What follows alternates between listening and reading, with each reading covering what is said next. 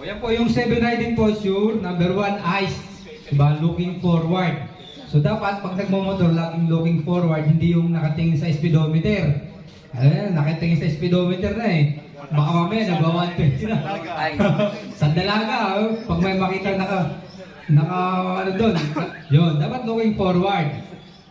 Kasi tapos, check nyo, siyempre di ba kanina doon, yung mga hazard sa kalye, yun ang chinecheck natin doon. Huwag tayo titingin sa motor natin. Then, yung shoulder must be relaxed. Yan. Then, yung connection sa elbow, number 3, dapat slightly bend. So, hindi siya yung naka-straight.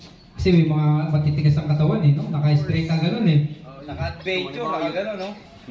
Straight, oh. Pag na yung, ano mo, yung shock mo, wala na. Dito na lahat yung tension sa balikat. So, dapat to siya yan. No?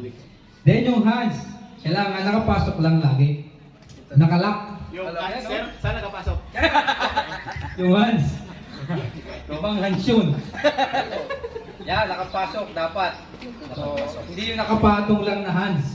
Kasi pag preno, baka dumulas na gano'n, no? Saka as much as possible yung ano nyo, abot na abot yung sa light, Yan, board. ayan. Then, yung sa tips natin, meron tayong advance na finger, dalawa. Or sa preno. Or isa kung di abot.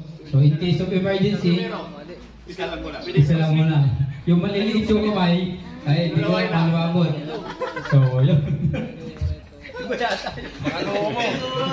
Sanay na sila yun. Then, number 5 is yung ating bewang, no? Dapat nasa center lang siya. So, yung upuan natin, may curve talaga siya eh, yan, no? Ito mga upuan. So, may curve. Hindi yung nakaupo, yung kalimitan ganitong sport bike. Nakaupo yung yung rider doon sa back rider. Nakahiga na sila minsan eh. Hangul. Yun. Tama. Pinapangkas. Ginaganon, nakaganon, di ba? So, ang bigat nun lahat, nandun na sa harap yun. Wala nang control. Then, next is yung hips.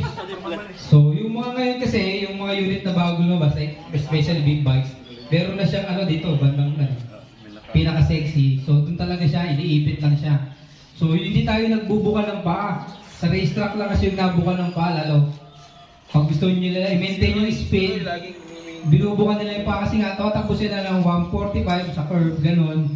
So, 100. Kailangan nilang ibuka talaga yung paa nila. So, pero kung sa major highway, yan, hindi natin kailangan. Tatakbo ka lang ng 40, mag-curve ka, ibubuka mo pa ba yung paa mo? So, hindi naman. Mas mabilis, kailangan mong ibaba talaga. Kasi nga, para alalay. So, pag mabagal at binuka mo yung, mabagal yung takbo mo, naka-curve ka, binuka mo yung paa mo, wala na. Safe lang ka na nun. So, next, last yung ating feet. Yan. So, yung iba, Ito yung yung iba talaga, yung may mga racer riding boots kasi, di ba, pansin niya, merong art yan eh. Yan. So, yan yung kumakalang dun sa foot peg. No, yung sa bakal. Ito yung mga scooter kasi yung iba, yung mga scooter, nakapatong na lang, okay lang naman yung flat.